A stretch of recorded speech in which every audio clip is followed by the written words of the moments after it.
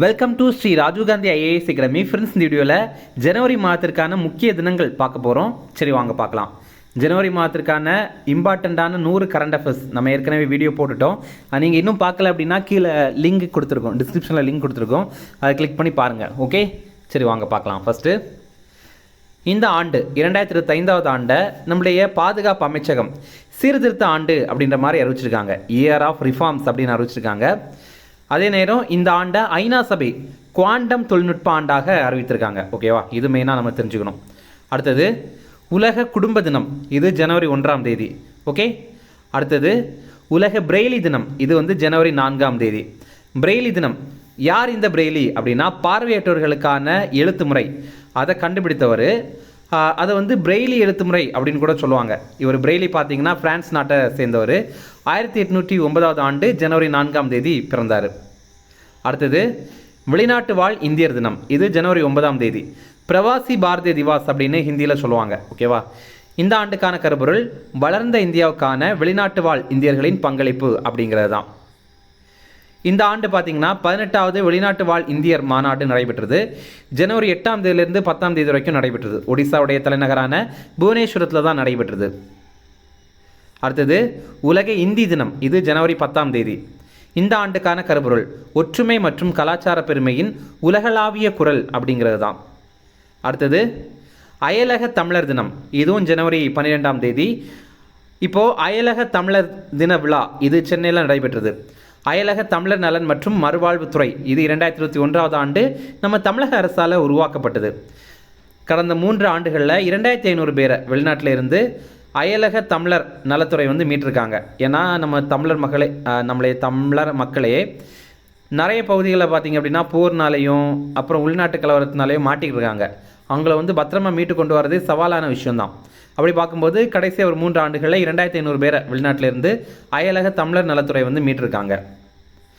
Friends, நம்ம Rajiv Gandhi IAS அகாடமியில் TNPSC group 1, group 2, group 4 எக்ஸாமுக்கான புதிய கிளாஸஸ் ஸ்டார்ட் பண்ணியிருக்கோம். அதே மாதிரி தமிழ்நாடு எஸ்ஏ எக்ஸாமுக்கான கிளாஸுமே ஸ்டார்ட் பண்ணியிருக்கோம். நம்ம இன்ஸ்டியூட்டில் பார்த்திங்க அப்படின்னா ஆன்லைன் கிளாஸும் இருக்குது, அதே மாதிரி நேரடியான கிளாஸும் இருக்குது. நீங்கள் நேரடியாக படிக்கணும் அப்படின்னா சென்னையில் அண்ணா நகரில் நம்முடைய இன்ஸ்டியூட் இருக்குது, இங்கே நீங்கள் ஜாயின் பண்ணி படிக்கலாம். ஓகே, அடுத்தது தேசிய இளைஞர் தினம், இது ஜனவரி 12ஆம் தேதி. இது விவேகானந்தருடைய பிறந்த நாள். 1863வது ஆண்டு ஜனவரி 12ஆம் தேதி இவர் பிறந்தார். இவர் கொல்கத்தாவில் தான் பிறந்தார். இவருடைய இயற்பெயர் நரேந்திரநாத் தத்தா அப்படிங்கிறது தான். அடுத்தது, 77வது இந்திய இராணுவ தினம், இது ஜனவரி 15ஆம் தேதி. இந்திய இராணுவ தினம் ஜனவரி 15. இந்த ஆண்டு 77வது ஆண்டை நம்ம கடைபிடிக்கிறோம். இந்த ஆண்டுக்கான கருப்பொருள் அதிகாரம் பெற்ற இந்தியா, திறமையான இராணுவம் அப்படிங்கிறது தான். 1949வது ஆண்டு ஜனவரி 15ஆம் தேதி ஜெனரல் காரியப்பா அப்படிங்கிறவர் இந்திய இராணுவத்துடைய முதல் இந்திய கமாண்டர் ஆனார். ஏன்னா அது வரைக்கும் பார்த்திங்கன்னா அந்த பொறுப்பில் இருந்தது பிரிட்டிஷார்கள் தான். ஓகேவா, ஆங்கிலேயர்கள் மட்டும்தான் அந்த பொறுப்பில் இருந்தாங்க. அதுக்கப்புறம் தான் நம்ம இந்தியாவை சேர்ந்த ஒருத்தருக்கு அந்த பொறுப்பை கொடுத்தாங்க. அப்போலேருந்து தான் நம்ம இந்த தினத்தை கடைபிடிக்கிறோம். அதாவது அந்த தினத்தை தான் நம்ம இந்திய இராணுவ தினமாக கடைபிடிக்கிறோம். அடுத்தது, லோக்பால் அமைப்பின் உருவாக்க தினம், இது ஜனவரி 16ஆம் தேதி. லோக்பால் இந்த அமைப்பு பார்த்திங்க அப்படின்னா முன்னாடியே உருவாக்கிட்டாங்க. அதாவது 2014வது ஆண்டே ஜனவரி 16ஆம் தேதி உருவாக்கிட்டாங்க. ஆனால் இந்த ஆண்டிலிருந்து தான் இந்த மாதிரி ஒரு தினத்தை நம்ம கடைபிடிக்கிறோம். லோக்பால் அமைப்பு அப்படின்னா என்ன அப்படின்னா, மத்திய அரசு அதிகாரிகள் அவங்க ஏதாவது ஊழல் புகார்களில் ஈடுபட்டாங்க அப்படின்னா அவங்கள விசாரிக்கிற அமைப்பு தான். அவங்க எம்பியாக இருந்தாலும் சரி, மினிஸ்டராக இருந்தாலும் சரி, இல்லை பிரதமராக இருந்தாலுமே சரி, அவங்க மேலே ஏதாவது ஊழல் குற்றச்சாட்டுகள் இருக்குது அப்படின்னா அவங்களையே விசாரிக்கிற அதிகாரம் படைத்த அமைப்பு தான் இந்த லோக்பால் அமைப்பு. ரொம்ப முக்கியமான ஒரு அமைப்பு. அடுத்தது, மணிப்பூர், திரிபுரா, மேகாலயா இந்த மாநிலங்களுடைய நிறுவன தினம், இது ஜனவரி 21ஆம் தேதி. இந்த 3 மாநிலங்களுமே 1973வது ஆண்டு ஜனவரி 21ஆம் தேதி உருவாக்கியிருந்தாங்க. இது வடகிழக்கு பகுதி மறுசீரமைப்பு சட்டம் 1971 மூலமாக தான் உருவாக்கியிருந்தாங்க. ஓகே, அடுத்தது தைரிய தினம், இது ஹிந்தியில் பராக்கிரம் திவாஸ் அப்படின்னு சொல்கிறாங்க. இது ஜனவரி 23ஆம் தேதி. இது நேதாஜி சுபாஷ் சந்திர போஸுடைய பிறந்த நாள்.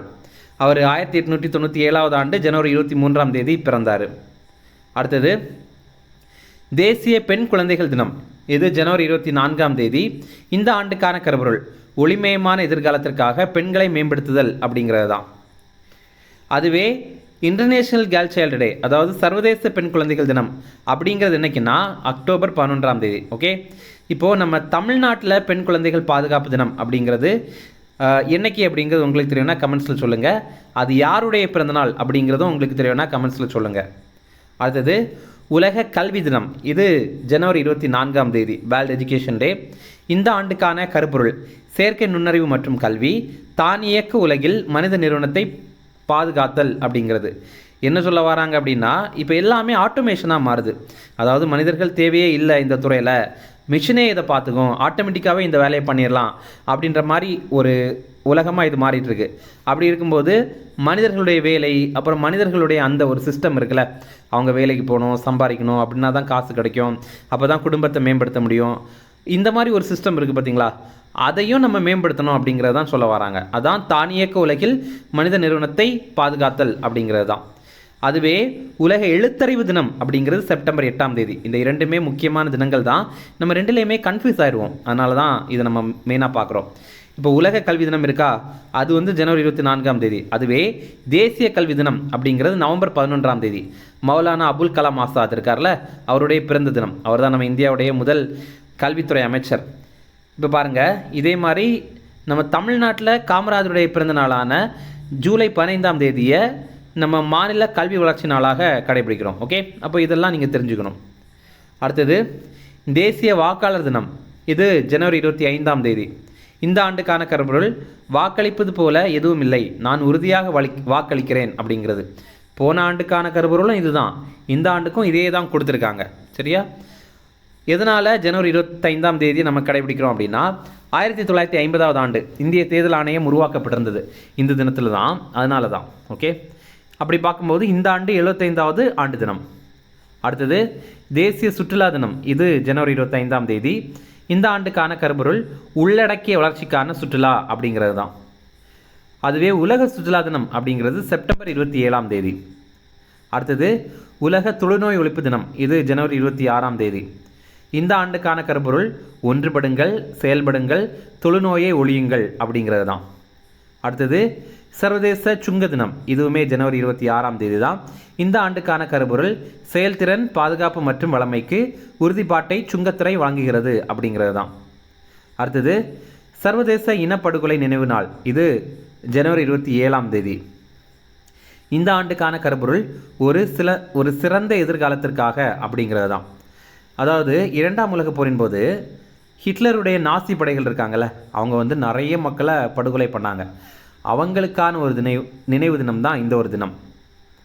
அடுத்தது இமாச்சல பிரதேச மாநில தினம், இது ஜனவரி 25ஆம் தேதி. 1971ஆவது ஆண்டு இந்தியாவுடைய 18வது மாநிலமாக ஹிமாச்சல பிரதேசம் வந்து உருவாகின்றது. ஹிமாச்சல பிரதேசத்துடைய முதல்வர் சுக்வீந்தர் சிங் சுகு அப்படிங்கிறவர். அங்கே இருக்கிற ஆளுநர் சிவபிரதாப் சுக்லா அப்படிங்கிறவர். அடுத்தது இந்திய செய்தித்தாள் தினம், இது வந்து ஜனவரி 29ஆம் தேதி. 1780ஆவது ஆண்டு ஜனவரி 29ஆம் தேதி ஜேம்ஸ் அகஸ்டஸ் ஹிக்கி அப்படிங்கிறவர் இந்தியாவுடைய முதல் செய்தித்தாளை வெளியிட்டார். அதனால தான் இந்த தினத்தை நம்ம இந்த மாதிரி கடைபிடிக்கிறோம். அவர் வெளியிட்ட அந்த செய்தித்தாளுடைய பேர் ஹிக்கிஸ் பெங்கால் கெசட் அப்படிங்கிறது தான். இது ஒரு வார இதழாக தான் வெளிவந்தது. அடுத்தது மகாத்மா காந்தி நினைவு தினம், இது ஜனவரி 30ஆம் தேதி. இது வந்து தியாகிகள் தினம் அப்படின்னு கூட கடைபிடிக்கிறோம். ஆக்சுவலி ரெண்டுமே இருக்குது. என்னென்னா, தியாகிகள் தினம் அப்படின்னு பார்க்கும்போது மகாத்மா காந்தி இறந்தது மட்டும் கிடையாது, அந்த நேரம் இந்திய விடுதலைக்காக போராடினாங்கல்ல, இவங்க எல்லாருக்குமே சேர்த்து ஒரு நினைவு தினமாக இதை கடைபிடித்திருந்தாங்க. இன்னொன்று பார்த்தீங்க அப்படின்னா மகாத்மா காந்தியுடைய நினைவு தினமாகவும் இதை கடைபிடிச்சிருந்தாங்க. ஓகே, 1948ஆவது ஆண்டு ஜனவரி 30ஆம் தேதி மகாத்மா காந்தி தனது 78வது வயதில் படுகொலை செய்யப்பட்டார். அவரை படுகொலை செய்தவர் நாதுராம் கோட்சே அப்படிங்கிறவர். இவர் ஆர்எஸ்எஸ் அமைப்பை சேர்ந்தவர். காந்தியுடைய சில கொள்கைகள் பிடிக்காமல் அவரை சுட்டு கொண்டுட்டாங்க. காந்தி பிறந்த நாள் 1869ஆவது ஆண்டு அக்டோபர் 2ஆம் தேதி. அடுத்தது உலக புறக்கணிக்கப்பட்ட வெப்பமண்டல நோய்கள் தினம், இது 30 ஜனவரி. ஓகே, இந்த ஆண்டுக்கான தீம் என்ன அப்படின்னா unite, act and eliminate entities அப்படிங்கிறது. யுனைட் அப்படின்னா ஒன்றிணைகிறது, ஆக்ட் அப்படின்னா செயல்படுறது, எலிமினேட் அப்படின்னா ஒழிக்கிறது, என்டிடி அப்படின்னா இந்த புறக்கணிக்கப்பட்ட வெப்பமண்டல தினத்தை தான் இந்த மாதிரி சொல்கிறாங்க. சரி, வெப்பமண்டல நோய்கள் இருக்குல்ல, அதுதான் அப்படி சொல்கிறாங்க. ஓகேவா? என்டிடினா நெக்லெக்டட் ட்ராபிக்கல் டிசீசஸ் அப்படிங்கிறது. இது என்ன அப்படின்னா, இப்போ இந்த உலகத்தில் டியூபர்குலோசிஸ், அப்புறம் எய்ட்ஸ், இந்த மாதிரிப்பட்ட நோய்க்கு தான் முக்கியத்துவம் கொடுக்குறாங்க. ஆனால் வெப்பமண்டல பகுதிகளில் நிறைய நோய்கள் வரதான் செய்யுது. ஆனால் அதுக்கெல்லாம் முக்கியமே கொடுக்க மாட்டேங்கிறாங்க. ஆனால் அதனாலே நிறைய பேர் இறக்குறாங்க. அப்போ அதுக்கெல்லாம் சேர்த்து மாதிரி ஒரு தினம் தான் இந்த ஒரு தினத்தை கடைபிடிக்கிறாங்க. ஓகே, இந்த வீடியோ பிடிச்சினா கண்டிப்பாக லைக் பண்ணுங்கள், நம்மளுடைய சேனலுக்கு சப்ஸ்கிரைப் பண்ணி வச்சுங்க, உங்களுடைய நண்பர்களுக்குமே ஷேர் பண்ணுங்கள். கண்டிப்பாக இது அவங்களுக்கும் நல்லதாக இருக்கும். Okay, thank you. Chennai Shri Rajiv Gandhi IAS அகாடமியில யூபிஎஸ்சி, டிஎன்பிஎஸ்சி குரூப் 1, குரூப் 2 மற்றும் TNPSC civil judge, APP exam உட்பட police sub inspector, field surveyor, land draftsman ஆகிய பணிகளுக்கான சிறப்பு கோச்சிங்ல ஜாயின் பண்ணுங்க. 100% பாஸ் பண்ணுங்க, அரசு அதிகாரி ஆயிடுங்க.